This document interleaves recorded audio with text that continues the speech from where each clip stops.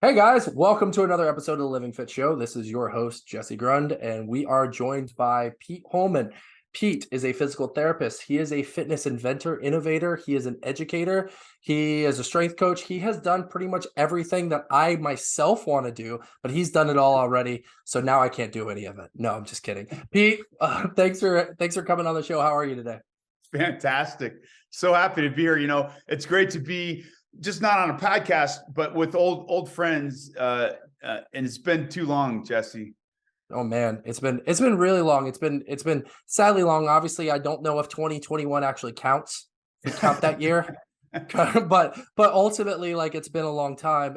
For I know you and some of the other people know you, but can you tell the listeners and the viewers a little bit about yourself? Yeah, I'm a physical therapist and certified strength and conditioning specialist. And I really got into all of that through martial arts. Back in the day, I was on the U.S. national taekwondo team, and I was the team captain at the 97 World Championships in St. Petersburg, Russia. And that was a huge part of my life. For about 12 years, I just lived, ate, and breathed martial arts. And I was constantly injured and constantly wanted to be the best athlete I could be. So I started studying personal training and strength and conditioning to learn how to be faster, more explosive, more balanced, more agile, have greater mobility. And that led me into a personal training career and a CSCS. But I was also overtrained. And I don't know if you've done this back in the day. Most of the athletes that I've talked to, didn't follow protocols that well when they're in their 20s. And so we overtrained, overcompeted, and I was constantly injured. And I had a couple experiences with physical therapists that really shaped me fundamentally. And I said, man, this is pretty cool to learn about the body, not just performance-wise, but how do I become more durable? How do I become more resilient? How do I keep doing what I do at the high level for a longer period of time? And that led me into a physical therapy degree. So I got my master's of science from Colorado University in 97, graduated. And it wasn't until later in my career that I kind of launched this whole second career, which was product innovation. And I started creating products in 2008, went to my first trade show, and then kind of got the bug to become an entrepreneur. And now I'm actually full-time, although I still kind of dabble in physical therapy and strength and conditioning, but my full-time job now is product innovation. Now, how did that occur? So obviously, did you see a need that kind of drove you towards like, hey, we need this in the market for me to train my clients? Or was it something you created for just training your clients and you were like, you know what, this could actually sell. This could actually be a good thing. It's always, I get very frustrated and I'm impatient. And I think a lot of strength coaches are like that. We see stuff daily and we're like, why is it this way? This is so frustrating. And so I was working in a physical therapy clinic. This is my first product that nobody knows about. And there was, in physical therapy, you use a lot of elastic resistance tubing, you use foam rollers, medicine balls, Bosu balls, tilt boards, things like that. And so every time you try to find one of those functional pieces of gear, you can't find it, or it's strewn all over the floor and it just looks terrible and disheveled. And I said, there's got to be a way to organize all this stuff. And so my first product was called the functional training rack. And it's really cool. It's like a medicine ball rack, vertical medicine ball rack, but behind it, you could store a Bosu ball. So it kind of had this compartment for a Bosu ball. And then it had these antennas on the side that had little J hooks in them, and you could store elastic resistance cords, light, medium, heavy, extra heavy. It had little canisters on the side that you could put a foam roller in. So it just organized all this gear. And I took this concept that I literally printed out or, wrote out on a napkin, took it to a fabricator and made one piece of equipment for my clinic. And I brought it in one day and I just wanted to surprise my clinical director because she was so awesome and so instrumental in my career. And so I put it in there and put all the stuff on there. And people were blown away. They're like, this is so smart. This is so cool. And being up in Aspen, there was a lot of business-minded folks that were locked in and had done business and entrepreneurial stuff for years. And one of my patients said, you should make this into a product. Like, this will sell.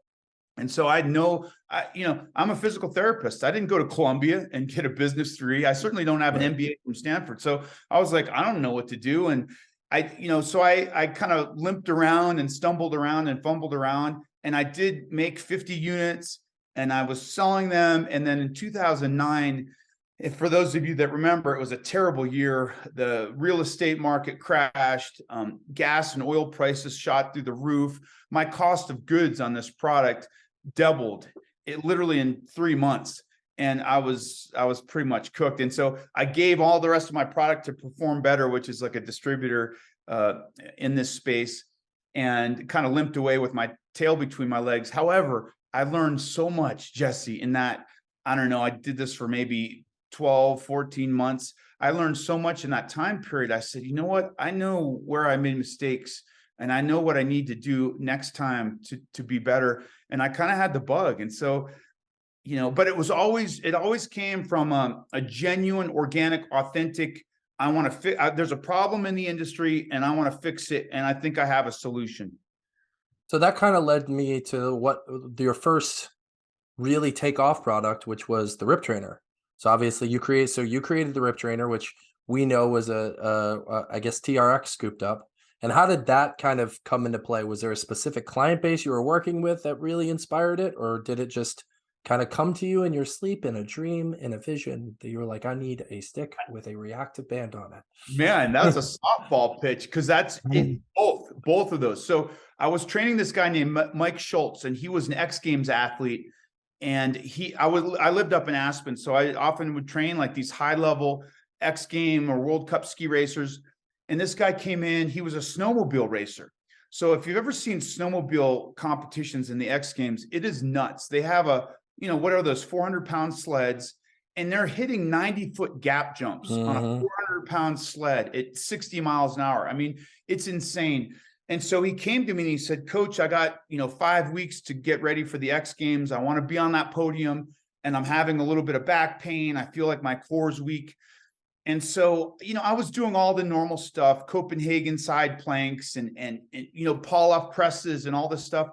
And then I was literally in my, not my dreams, but I was laying in my bed resting, and I saw the closet rod in my closet.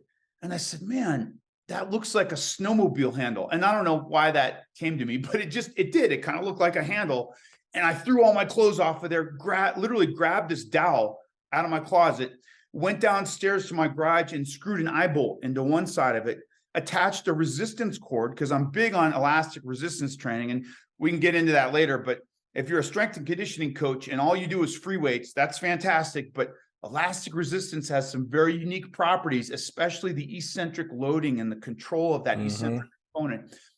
So anyhow, I connected an elastic resistance cord to one side, hooked it up to a ski rack in my garage, and just started pushing and pulling and kind of steering it around like a snowmobile would be steering around a bank turn.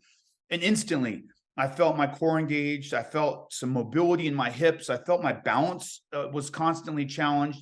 And then, of course, because of my martial arts, I got into like this push-pull and more explosive ballistic striking moves. And after 15 minutes, I was dripping with sweat. Every muscle in my body was like tuned up, unlike I'd never felt before. And I've been training for, 20 years at this point. And I said, man, I think I've got it. So anyhow, I start training Mike Schultz using this wooden dowel. And he loved it right away, because, if you've ever used an asymmetrical bar, as soon as you put load on it, you feel your muscles engage, and to find your balance and your posture and your alignment, it's just a constant challenge. So he loved it. And then after the X Games, which by the way, he did podium for the first time in his career. Nice. And he's really interesting story, by the way. The next year he lost his lower leg in a snowmobile accident in Minnesota. And so I don't know if it was coincidentally or if he was the impetus, but the next year they started an adaptive component to the X Games.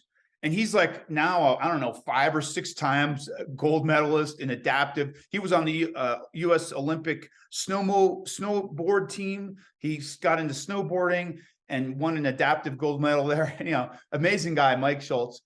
But he's done training. He's going back to Minnesota, and he says, Pete, can I take that, dowel thing with me? We didn't even have a name for it. We just called it the dowel thing. And so, of course, I said, yeah, take it. But it was a light bulb went off, and I'm like, hey, if this guy's next game gold medalist, if he wants one, there's probably a need for this. And, it started this whole process and journey, which is quite a process to take a product vision and a wooden stick and a cord to actual reality. But I flash forward maybe 18 months, we were talking to TRX, me and my team, about coming to TRX and creating a group and launching this worldwide. And that's what happened. And that really, that moment kind of put me on the map as being taken serious as a product inventor. And once again, it just kind of stimulated this bug and this itch that I have for solving problems in the industry and trying to help keep people healthy and fit. I mean, that's why we're doing this, right? We're not, it'd be nice to make money, and obviously we got to support our families, but the organic, the start of it all is that we want people to have a healthy, fit, vital, long, functional lifespan. And that's a mission I'm never going to stop fighting for other people to kind of share what I think I have every day. I mean, I train, I'm very consistent with my diet and my training routine, and I feel vibrant, and I feel I'm more productive. I feel more energetic, and I feel I can contribute more to society and my family with that health and fitness and vitality.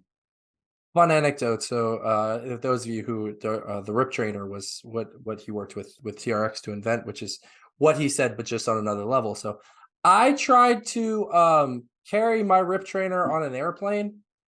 How'd Don't that go? try and carry a steel rod that screws into two pieces and try and carry it on an airplane, because TSA will be like, "Sir, why are you bringing a collapse or a screwable bow staff onto the airplane?" I'm like, "I didn't think about it like that. Can I please take that back?"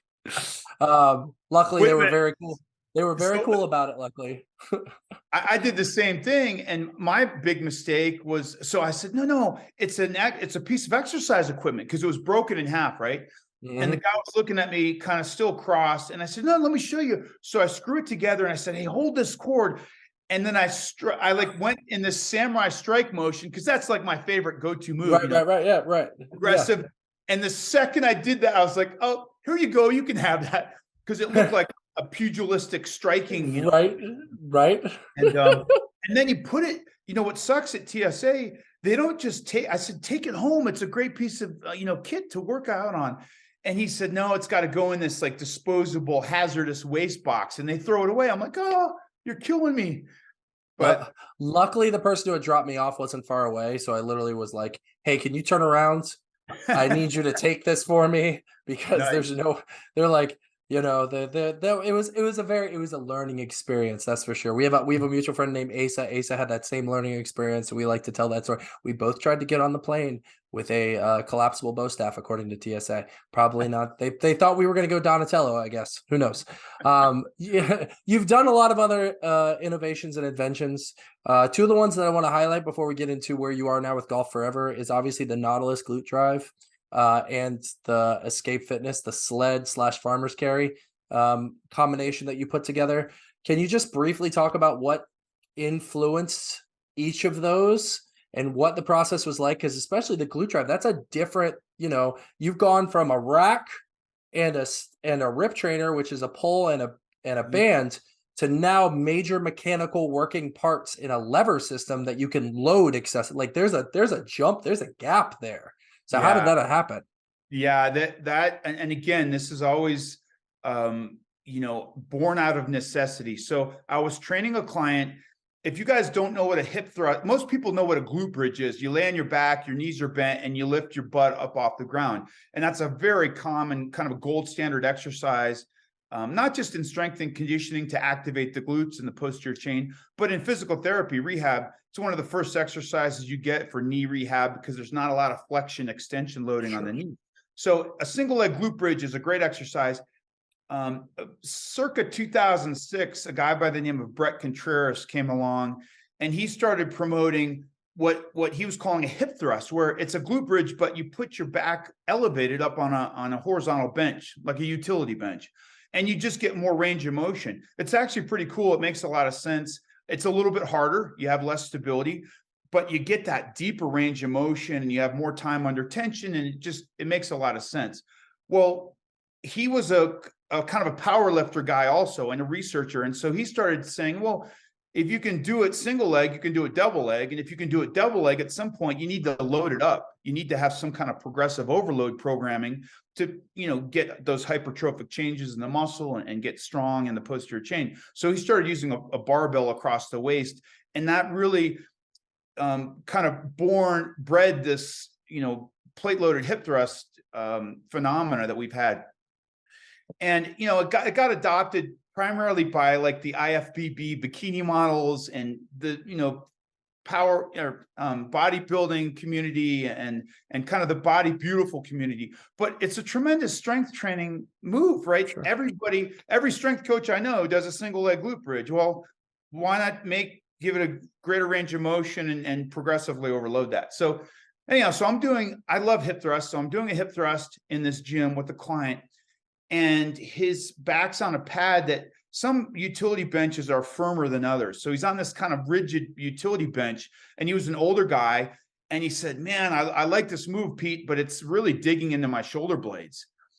And so I said, well, hold on a second. And I grabbed an TRX foam pad, which is kind of like a 3-inch square chunk of foam.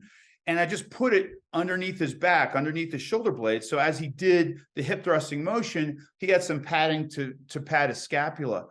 And I watched him from the profile, and every time he did the hip thrust, the back pad articulated almost like a bench would perfectly with every thrust. And he said, oh, this feels great. And I said, why isn't there a bench that you can lay on that would just articulate and kind of help you groove that hip hinge pattern, but also it would pad your back so it wouldn't be so much pressure? If you've ever done a hip thrust, there's a lot of pressure on your shoulders, especially when you start loading up. And it's just not a super comfortable lift to do.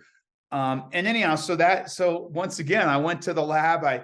I paid a fabricator to kind of start building this machine. And at the start of these projects, it's like you have no clue what you're doing. I literally ordered equipment from eBay, like a utility bench. I ordered some tread plate. I ordered some steel, and we just started chopping things up. And the first iteration was like a Frankenstein model. None of the colors matched. It looked really rough. But as soon as I tried it and put a couple plates on each side, I got this feeling like, whoa, the same thing I got in the garage with prototyping and testing the Rip Trainer. It's like, man, there's something here. And then that turned into another prototype that was a little more refined. Eventually, I got one and got connected with Nautilus and it flew out to California, shipped the product out there, and had them do some testing on it. And, we inked a deal up, and they launched it. And it's one of the proudest moments of my life is after the first year of sales, I'd asked Jeff Diltz, who's the head of innovation at Nautilus and the head of product. And I said, Jeff, how many units do you think we'll sell in the first year? Because, in my mind, I'm like, royalties. Like, I want to create and help people get strong, but also I got to make some money. I got a mouse to feed here. And so he said, well, it's a new piece of strength, and it's hard to catch on. And, we might sell a couple hundred units, to be honest. And in my mind, I was just like, oh, you're kidding me. That's, I'm doing the calculations in my head. I'm like, it's not even worth doing it for 200 units. But I knew something that they didn't know. And I knew that this move was hot. The hip thrust was hot. I knew that it worked. And I knew that there's nothing else out there on the face of the earth that isolates the glutes like a plate loaded hip thrust. And if you could have a machine that is a small footprint, easy to load and unload, has a little accessory rack to hold all the weights, it's going to be a slam dunk. Long story short, after the first year, we didn't sell 200, we sold 2,000. Wow. And it was, That's awesome. to this day, it's the number one piece of commercial strength that Nautilus has ever launched. In other words, when they launched a new lat pull down or a new pressing machine or a new they have an SVA platform, which is a noise dampening platform that you can drop Olympic weights and you don't hear them drop. It's unbelievable. All these innovative products, this is the number one product they've ever launched. So Wow. It was a great moment in my career. And it really, again, it kind of helps solidify. A lot of people will come up with an idea and it's amazing to get it to market. And I applaud everybody. It's very difficult. It's almost like a #1 hit song, right? The one hit wonders. It's very hard to do that again and again and again. And I was very proud of myself and really ecstatic that I did it again. And it's, we've got glute drives. I just got a Facebook, or excuse me, an Instagram post the other day from Beograd, Serbia, which I don't even know where that is, but the gal's doing a glute drive, hip Awesome. thrust on my machine. So it's really cool. That's incredible. And then that so the sled, I'm not sure where that happened chronologically. I feel like that's newer than the glute drive is. It is. Um, It is. and You so got we have this. I got the chronology. I pay attention. I pay you do, attention to you, man. Pete. I pay attention. There's a Facebook page just dedicated to you. I'm the president. No, I'm just kidding. But ultimately, like so then we have the sled that's from Escape, which combines both. It looks like farmer's carries, wheelbarrow, sled push. Like it feels like it's got pretty much all the, I would say, the hot functional things that we're seeing in the functional world. I hate that term, by the way, but I'm going to use it right now. Okay. But in the functional world, the functional fitness world, where people are starting to realize that, like, hey, carrying heavy things and pushing a sled are really, really helpful for my overall health. And I can do these things for pretty much the rest of my life. Like, I can progressively overload this into my 70s. Like, if I'm still not pushing a sled in my 70s, I'm going to be very upset with myself. Future Jesse, listen to this. But ultimately, how did the sled come about? And when did you go, I want to be able to do everything with one piece of equipment? This one I've actually been sitting on for a while. I grew up on a small farm in Littleton, Colorado, and every day, literally every day, my mom just put me to work. I mean, I was hauling road base and concrete and railroad ties and building fences and hauling manure to muck the stalls. We would board horses to create adjunct revenue to support the house, right? And so we would board these horses. Well, you got to clean the stalls every day, and then once the stalls get kind of gutted out, you have to put road base in there and build them back up. So anyhow, every day I was on this wheelbarrow, and to this day I attribute my grip, hip, and core strength, which led me to become a U.S. national Taekwondo champion, to doing loaded carries and pushing and dragging and moving this wheelbarrow around. I did that for years. Before I even knew what strength training was, I had that foundation of using a wheelbarrow. And I'm sure most people are familiar with the term farm strong. There's the strongest dudes in the weight room on any football team. It's not that, I mean, yeah, you get some freaks, running backs and this and that, but it's the linemen. The linemen are the ones that are literally doing 170-pound dumbbells, for sets of 12. It's insane. And they all come from Oklahoma or Nebraska. And they grew up on farms, just throwing hay bales around all day long. So fast forward many years, I was doing the circuit. So I would do loaded carries with kettlebells, which is one of my favorite. I did them last night. And then I would set those down, and then I'd do a sled drag and a sled push just for some, kind of capacity work and metabolic stuff. And by the way, loaded carry, sled drag, and a sled push, Jesse, I mean, come on. You could almost just leave after that, right? Right. So I'm doing this, and I'm like, man, wouldn't this be cool if you could do this all on one machine? And that was it. I created a wheelbarrow that's, by the way, it's very easy to load and unload. So imagine just a wheelbarrow that has little horizontal weight horns, and you can load 45-pound plates on there. You can lift it up off the ground and walk with it forward, backwards, for a loaded carry, but it also has ski runners on it. So it's got tires in the front, but kind of ski runners on the back vertical legs.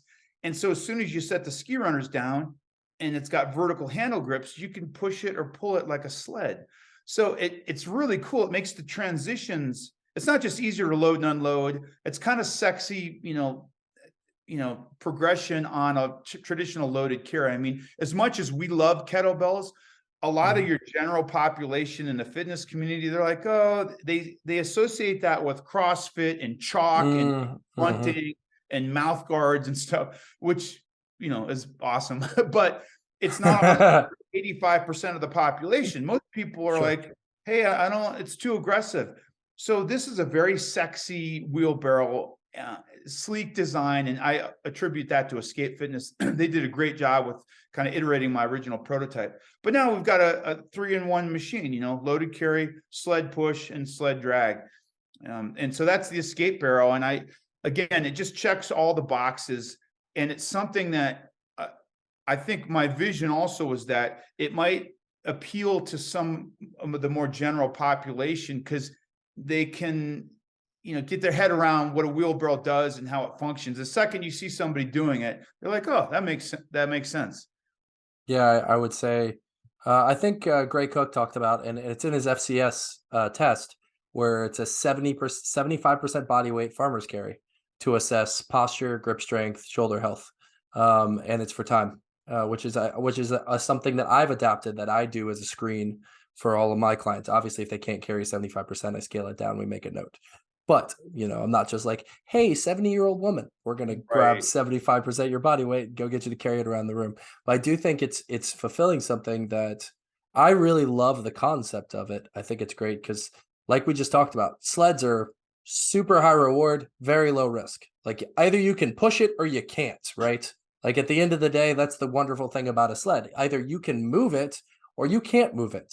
And that's so easy as an entry level, but also there's so much advanced stuff that you can do with it at the same time. And as far as I remember, there's not a major eccentric element to anything you do with a sled. It's all concentric strength. So that means I could literally push a sled every single day if I wanted to, which is really, really cool. And I love that about you. Your knowledge level is, there's no eccentric component.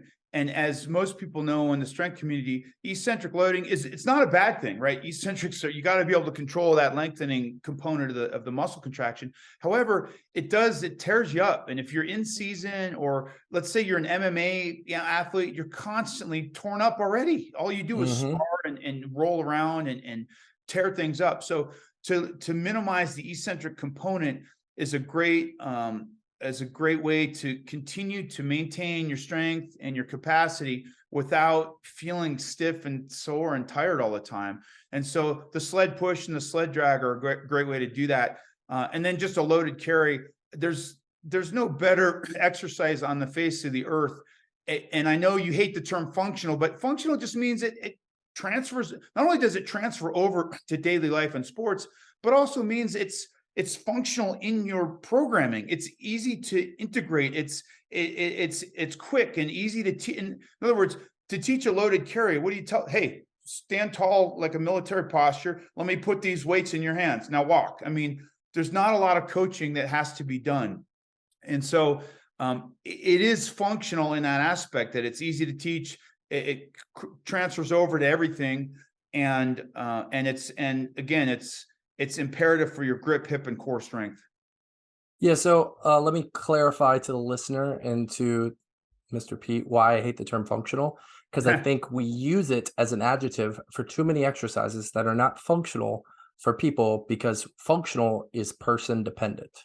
That's my only feeling, because I think what's functional for a shot putter and what's functional for a sprinter are not going to be the same thing. What's functional for my wife, and she's pregnant right now, and the baby she's carrying is not going to be functional for my client who is, getting ready to go run a marathon. That's my only thing. I just think we throw it around too much, and I think we use things like, oh, hip extension is functional, so a clean is a functional exercise. I'm like, yeah, it's not really a hip extension is functional. How we load it is all dependent on the person.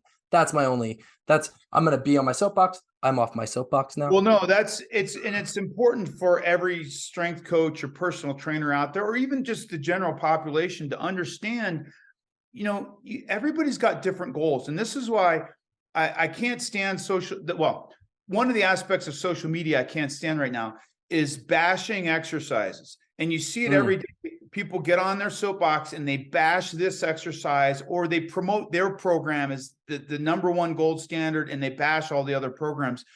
And everybody has, the first thing you do as a physical therapist, you sit down and you do an intake with the person. You say, hey, you obviously assess their injury, but why are you here? What kind of work do you do? If they're a housewife, that's very different than a drywall, practitioner, right? Or construction guy, or a UPS driver versus an office, an accountant. I mean, you got to understand what the person is and what their goals are. And somebody that's sedentary is much different than, hey, I play golf every single weekend. I need to get back to playing golf. Well, guess what? If your programming doesn't align with those outcomes, those functional outcomes for their goals, you're missing the boat. And that's where a lot of programs fall short, is they're cookie cutters and they're not specifically designed for the individual. So that's my soapbox. And I'll get off that also. But that perfectly sets us up, which I don't know if you were trying to tee me up, but you did a great job to what your latest invention is, and the one that I think is just growing like hotcakes. I mean, everything else is done well, but I think Golf Forever is just going in a totally nuanced, like it's huge right now. So can you tell us a little bit about Golf Forever and why you think this is probably one of the best modalities that any golfer can add to their programming?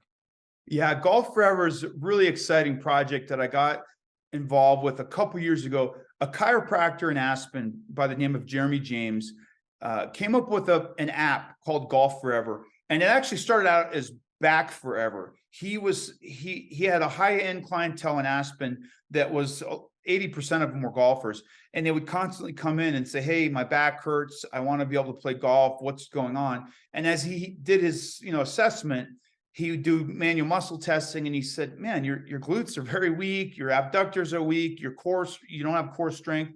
And then he would do mobility assessments, and of course their hamstrings were tight, their hip flexors were tight, their thoracic spine was tight. So after seeing client after client like this, he said, this is ridiculous. You guys got to be doing some core work, and you got to be doing some mobility work at a minimum.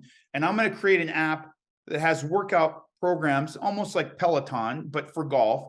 And I'll have some different instructors on there. So at one point he said, Pete, I'd love to have you as an instructor on Golf Forever. And I wasn't really sold on it until he kind of framed it up as I just explained. He said, I'm just trying to help golfers play golf without limits, play like athletes, and play golf forever. And I said, you know what? I'm into that. I'm down with that. So I started doing some filming for them. And then at one point he said, hey, Pete, what if we contacted TRX and got the Rip Trainer as like an affiliate product on our website? We could start teaching golf moves on the Rip Trainer. And I love the idea. And I said, you know what? We should not call TRX. We should just make a new improved Rip Trainer and do it better than they're doing it. At this point, although the Rip Trainer was my baby and it will always be one of my firstborn, haven't been contracted with TRX for years. And to be honest, they've fallen short a little bit in certain aspects of promoting the product, especially in the golf industry. And so I'd said it as a joke though. And Dr. Jeremy James was like, can we do that? Is there IP on it? And I said, no, there's no IP, and we can do that. And so we started to create a similar product to the asymmetrical bar trainer that was called the Rip Trainer, but we made it lightweight. We made the handles grippy and undulated like a golf grip. We put coaching zones in the handle so that coaches could cue their clients up, even virtually on a virtual workout through the app. We made the swiveling eye bolt seamless with closed ball bearings, so it was smooth and buttery.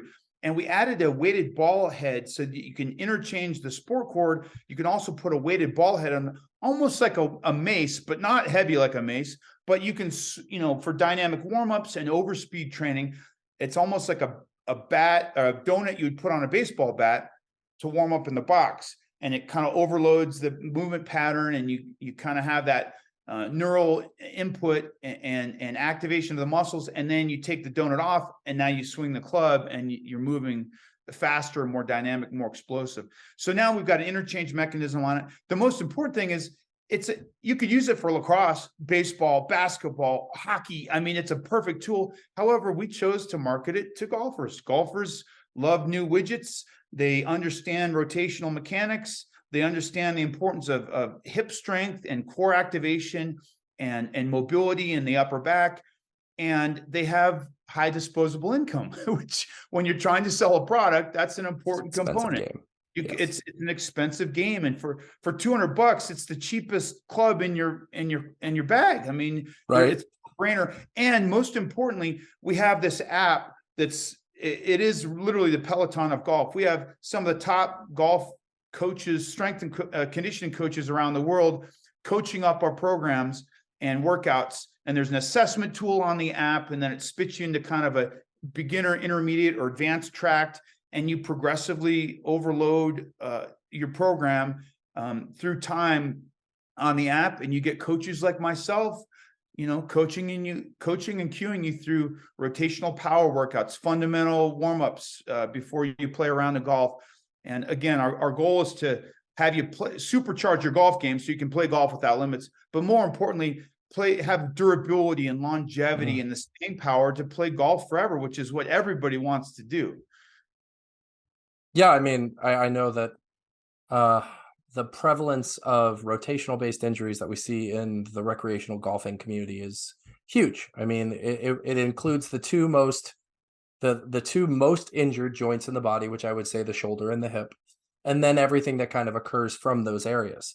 So can you talk a little bit about how Golf Forever, and with the way it's built in asymmetrical bar training, just a little bit, how it kind of accentuates kind of opening up and connecting that hip rotation that's necessary for rotational sports, especially for golf? Absolutely. I mean, pretty much every sport, if you think about it, is you're either producing rotational torque and power, or you're controlling rotational torque. Even a linear athlete, a sprinter, you have to control rotation. Otherwise, you're going to be all over the place, right? And you're going to not be an efficient sprinter. So typically in strength and conditioning, and I said no cookie cutters, but let me give you a quick cookie cutter. I almost start everybody with some kind of can you control your center line, right? Can you control that foundational pillar of your spine? Because if you can't do a power lift, you can't do an Olympic lift, you can't even do a hinge, right? If you can't control your spine in the sagittal plane, and then you've got the transverse plane, you've got the frontal planes. So I often start with basic modified curl-ups, bird dogs, control rotation, a side plank, a Copenhagen side plank to advance it. These are all basic foundational, pillars. However, at some point, you got to get people up off the ground so that they're in a more upright athletic position. That's how we go through our lives, and that's how we go through our sports. As soon as you add an asymmetrical bar to like a pull-off press. A lot of people are familiar with the pull-off press. You stand sideways to like a cable column, and you kind of extend your hands off your chest, and creates a rotational torque through your spine and through your hips, and you're trying to control that load. So that's controlling rotation. At some point, you start to actually move and get into what Gray Cook would call a chop pattern or a lift type pattern. And those chop and lift patterns is how you produce rotational power. It's great to do squats and deadlifts. It's great to do Olympic lifts and hangs. It's great to do loaded carries. But at some point, you've got to introduce that rotational plane. And the bar, there's nothing better than the bar to introduce that rotational plane, because as soon as you grab the bar and start rotating away from the anchor, you've got one side that's connected to elastic resistance. Every muscle from your toes up through your mid back and shoulders is lit up. So you're controlling not just muscle activation, but there's a balance component because it's loaded on one side.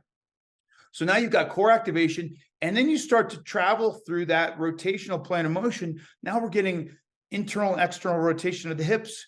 We're getting rotation in the thoracic spine, and eventually you layer in speed and power. And now you've got this controlled rotational juice that's going to help you in golf, tennis, hockey, lacrosse, baseball, basketball, football, any kind of rotational sport. The challenge is getting end range control under load and then at speed. And that's where the app comes in. We don't just start having you chop at high velocities on day one. It's a progressive buildup. You got to control rotation, then you start producing rotation. You get some mobility and some strength and some control at the end range, and then you start to layer in speed. And by the way, you do this on the left side and the right side of your body. So traditionally we are asymmetrically imbalanced, right? Everybody's got a dominant side. Golfers have this in spades, right? Because they, at least tennis, you hit a backhand sometimes, and you hit your forehand. Sure. Usually your forehand's stronger, but you got to hit a backhand. Golf, you never hit your backhand. You just swing one direction. And you'll Right. see golfers over time, their bodies start to compensate.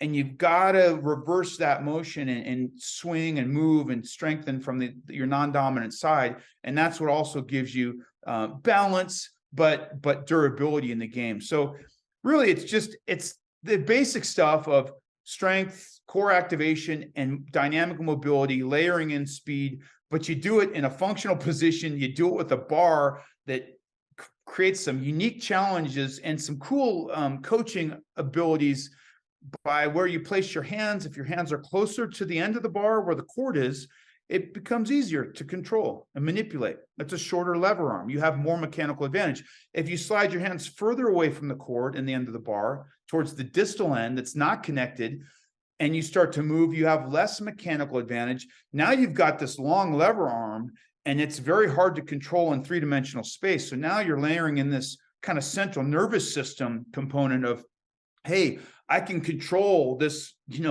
this unwielding thing out in space and create precision and accuracy and trajectory on every single rep. And that's what gives you motor control. And that's what makes every athlete an athlete, is the more motor control you have, the more power you can generate. And the longer you can do that, the more capacity you have, the better of an athlete you're going to be. Golfers inherently, they're pretty lazy. I mean, I hate to say it. They don't like to warm up before their round. They don't like to warm up before hitting balls in the driving range. And they don't necessarily, they're not gym rats. They traditionally want to just go play golf and have fun. Well, that's great, but it's a high velocity movement pattern that's, asymmetrically loaded, which creates a mechanical disruption of your, or not disruption, but it's mechanical loading, rep after rep after rep, and you got to balance that out and strengthen your body. Yeah, I tend to see like I've heard some, I think Dr. Spina talked about it one time where he was like, "Hey, throwing a ball is throwing anything is functional, right? I mean, it's our body and our anatomy is designed to do it. But throw one ball 90 feet, 90 miles an hour, 80 times, not necessarily what the tissue was designed for." And I tend to see, and that's where training comes into play, so we can train the resilience that goes along with that. And I think the same thing for golf. We need to train functionally in response to what we want, what the outputs is that we want out there. I think we're seeing a shift. I'd say the golf community is shifting more on the performance side than even 10 years ago. I mean, even, what the greatest golfer of, maybe the greatest golfer of all time, who's, now towards the end of his career, but his son's swing looks exactly the same as his, by the way. I don't know if that's a good thing or a bad thing. Hopefully he learned all the lessons from his dad, but ultimately, like, his training, I would say, didn't really necessarily match the demands of his sport, which is why he broke down faster. Physics caught up with him way faster because of it. So I would say, maybe in your opinion is the same. There is a shift going on. That might be why golf forever is taking off the way that it is. 100%. And I've kind of bashed social media earlier. Social media is great because now you can go on Scotty Scheffler's Instagram page and you can see his pre-round workout. It's a workout. It's not a warm-up. He's working out before his round. He's doing push-pull. He's doing Serape effect exercises. He's doing split stance, squats with rotational loads. He's lighting up his body, and he's creating durability in his body because he swings that club more than anybody on the face of the earth. And you can see that in real time. And as soon as other golfers start to see, Scotty Scheffler, I love the guy. He's unbelievable, but he's not exactly like your specimen of athleticism. If you looked at him, you wouldn't say, "Oh my gosh, he's in the gym every day." He is in the gym every day. So there's this huge divide. It's like the Grand Canyon. People, and you see it all the time, like in mixed martial arts, they see this athletic frame and they see the bulging muscles and the sinewy, cephalic vein popping out, and they say, "Oh my gosh, this guy's a beast," or "This gal's wicked. She's going to win this fight." Well, guess what? Aesthetics and muscle appeal doesn't transfer into technical proficiency. Right. and dominance in sport. I mean, look at Steph Curry. Look at a lot of the top. Look at Tom Brady. I mean, Tom Brady's not exactly your specimen of, at the combine. You don't go, oh my gosh, Tom Brady just blew the combine out of the water. But he's the most winning quarterback of all time. So the point is, as an athlete, which golfers are, you have to work out. You have to work on some basic strength. You have to work on some basic mobility. You have to have some balance and which creates fluidity in your swing. And you have to build some capacity. You have to do this stuff day in and day out so that on the back nine, you're not losing steam and you're not gassed on a hot. Imagine playing a Texas course, on a hot day, it's 94 degrees out. And you get tired. Even a good athlete gets tired on the back nine. So you got to build that resilience. And then you got to balance the body from left to right. And that's creating muscle balance. As a physical therapist, it's one of the first things we look at when you come in is like, are you balanced from left to right? If you're not, it might not cause a problem now, but it will cause a problem. Mark my words, at some point in your life, you want to balance the body out. And that's what Golf Forever is. That's what we're doing. We're just trying to give you those basic athletic character traits to play golf at a high level and to play forever. That's awesome. And it's a sport that, though it has a very high entry level from a cost perspective to get really good at it, it's still a sport that almost anybody can play, which is really cool. On a total side note, if you have never heard Robin Williams, God rest his soul, talk about the creation of golf, it is one of the greatest bits of absolute all time when it comes. We're gonna hit it with a straight stick. No, we're gonna hit it with a little curly stick. It is. Yeah, you don't even have to be a golfer to laugh hysterically at that. He was the GOAT. And if you haven't seen that skit, Google Robin Williams golf. It's worth the 5 minutes for sure. Oh my gosh, it's so good. Pete, you got anything else going on these days besides Golf Forever? Or where can my listeners find you? Yeah, I tell me. always Ooh. got something going on. I mean, always an iron in the fire with Pete Holman. you have to keep innovating and iterating, or you stop moving and you rest. And if you rest, you die. So I'm working on my newest product that's called the Glute Slide. It's an in-home glute training apparatus that I'm really excited about. It's taking a long time, probably the hardest product I've ever launched, because it started out during prior to COVID, and then we hit COVID. And I mean, if you know anything about supply chain disruption right now, it's just insane what's going on, especially in China, which is where most of these products are mass produced. So anyhow, look for a Glute Slide in the fourth quarter of this year. And you can find me on Instagram at Pete Holman 1, the number 1. And I'm also on Facebook at Pete Holman, or actually LinkedIn is a good spot to go, Pete Holman. And you can, if you want to learn a little bit more about me. And I always tell this to fellow strength coaches out there. I don't have tons of time, but I always respond to everybody's messages, and I can try to point you in the right way. Or if you've got a product invention you're thinking about, I've got this template email that is basically like, here's what you don't know about developing and launching a product. And if you can check all these boxes and still be positive about it, then right on, get after it. But I'm happy to share that with any of your viewers. All right, Pete. Well, thank you so much for being on. Really appreciate it. Look forward to seeing more innovations from Pete Holman. Thank you so much for being on the show today. Keep the dream alive.